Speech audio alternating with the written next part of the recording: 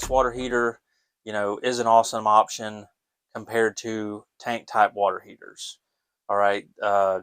If you switch from an electric hot water system to this, um, you may save over $100 a month off your power bill, and only gain about $20 a month on the cost of your gas utility using this. They're very efficient. This Navien model is PVC vented, and it's like 96% efficient, I believe.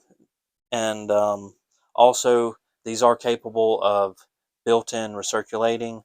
So, if we do a lot of jobs where we switch to a tankless, and like on a crawl space, we run an extra line, which is included. It's not hard to do.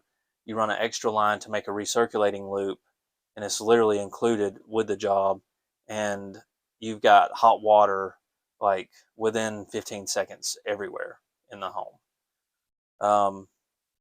Now, the only I would say the only downside to the Naviens, or to a tankless option, initially it's a lot more expensive, maybe up to 3 times more expensive than a water heater tank swap out.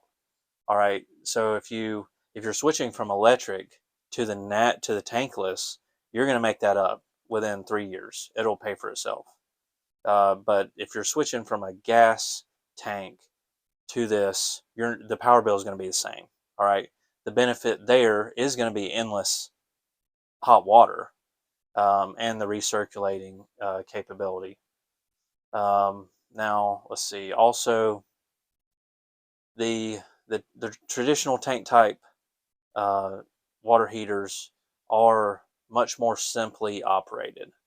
Okay, so that's a downside for the tankless. You may have more maintenance required over the lifespan of maybe 20 years for this. There's a lot of moving parts in this.